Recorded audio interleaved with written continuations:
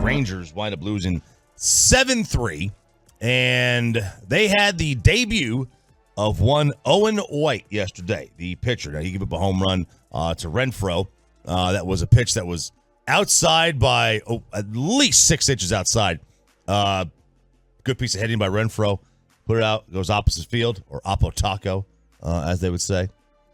So Owen White had his major league debut, gave him a few runs, but you got a little bio on him. I got a little bit of Owen White insight for you because this is something that we had kicked around yesterday. We talked about this where we were trying to figure out yesterday when we were on the phone prepping the show. We had talked about, could this be the biggest pitching prospect they had called up since Holland or Feliz? Derek Holland, who's in today, by the way, with the KNC Masterpiece.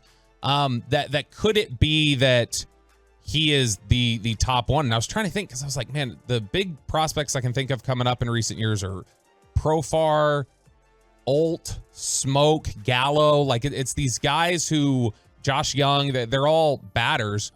And so I went and looked around some of the rankings, and I did find one that I had neglected. In June of 2012, Martin Perez got called up, and Martin Perez at one point was the 17th ranked prospect in baseball. And when he was called up, I believe that year he was the 40th. And so Baseball America, before the season, had Owen White as the 59th ranked prospect, a second round pick in 2018 as a high schooler out of North Carolina. He has been really, really good for them ever since he had Tommy John surgery, debuted finally in 2021, and just kind of ascended through the ranks. In fact, this call-up, which was sort of out of necessity, was a direct call-up from Frisco. So he skipped Round Rock. And so you're going from, AA to Major League Baseball hitters, and it's not totally like he had mastered AA. He had a 3.54 ERA at AA this year before getting called up. But he had done an interview with MLB.com. Which, by the way, I am a fan of skipping AAA a lot of times. Why?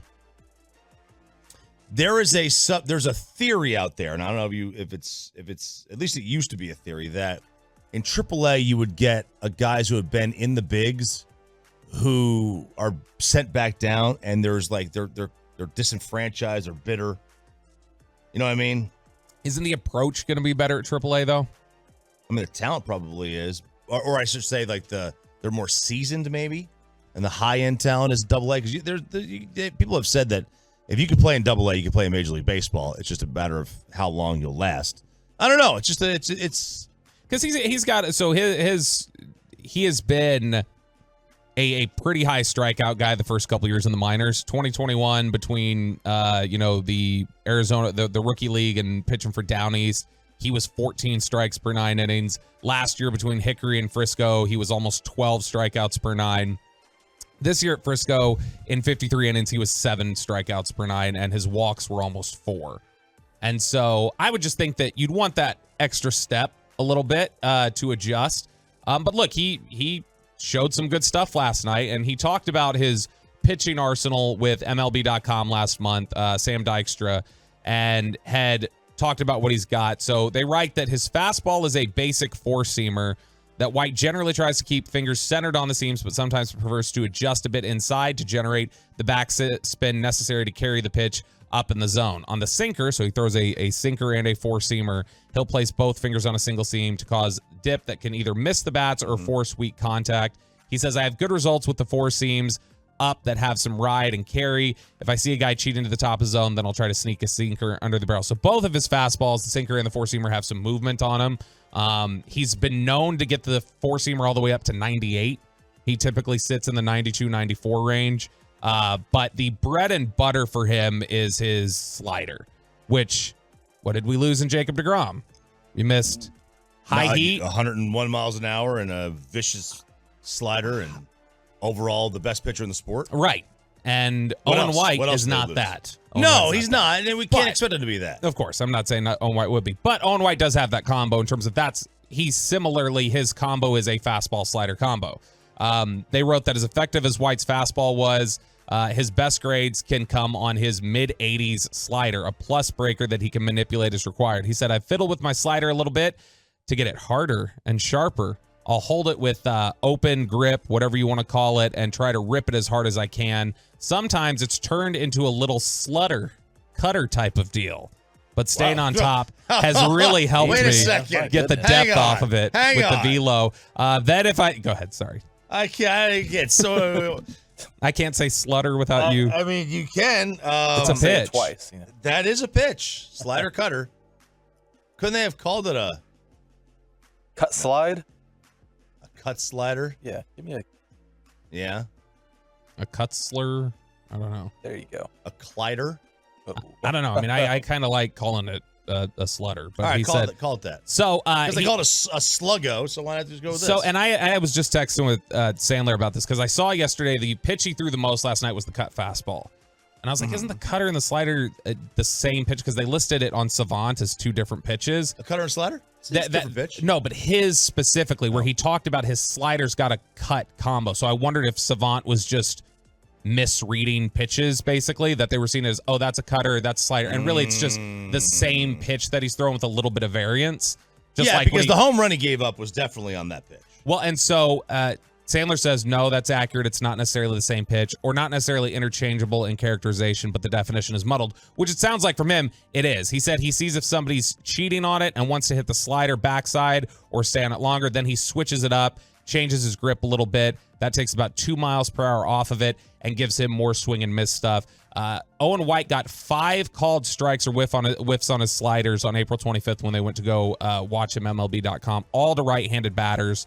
3 of those 5 clocked in at 87 miles per hour, while the other 2, as White just noted, were at 83 and 84 as he took a bit off of it in later innings. He says he wants it to look like his fastball as long as possible and then try to get out of the way of the barrel as soon as it gets to the plate. He says the way I could find to control it and throw it hard was to have the grip on the other side and rip down through it. I've kind of switched it up, thrown it a little harder, and got some velo behind it. So this is somebody who's not just, he's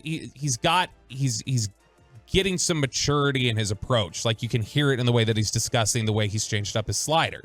Is that he's not just, out there ripping 98 mile per hour fastballs that single A and double A hitters can't catch up to. This is somebody who's trying to find nuance in his approach, is thinking about it in an advanced manner, or starting to think about it in those terms. He also throws a changeup. It's got an above average grade. It's a 55 from MLB Pipeline. And so he throws this fastball, slider cutter combo. He's got the changeup in there. And then he also throws a curveball. And that was something that is apparently a clear 4th pitch for him. He says he's more slider heavy, but he loves to steal strikes with his curveball. And he says lately he's seen a lot of good swings on his slider, so he'll throw in the curveball to try to get under the barrel or even get somebody to pop it up. So I think encouraging stuff. Somebody who's clearly a student of the game and is taking to scouting and understanding the hitters he's going against and has, I think, a mature approach to what he's trying to do. I totally agree. I was not. Look, he was not great last night, but Slutter wasn't working as well. No, but I also don't think that he didn't belong. He at least it's a good way to put it. He may not belong like today, but it didn't look like he was completely out of place yesterday. The home run he gave up. It's a good piece of hitting. He struck the first guy out, and then he faced Shohei. Like your second hitter in your big league career is Shohei Ohtani. Yeah, it's like Derek, for instance, when Derek came up.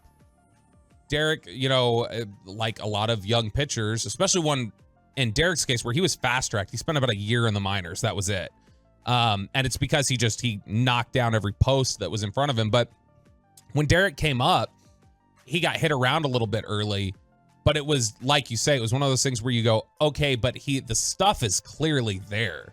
Like you see what he has. You see the potential that he has, the kind of swing and miss stuff that he has, and you could tell that he was, becoming more advanced and thinking about things in the right manner. And so I think that's Holland was obviously a bigger prospect than Owen White. Holland was, I think he peaked at 12. Mm-hmm. But I think that it's encouraging in the same way that Holland's was, that even when there were struggles early on, you looked at it and said, this guy's got the right approach. He's got the right stuff. This is going to work out. It's just going to take some time. Owen White's making a jump from double A to the majors, and the second batter he's facing is Shohei Ohtani. Mm-hmm. There's going to be a little bit of a curve there.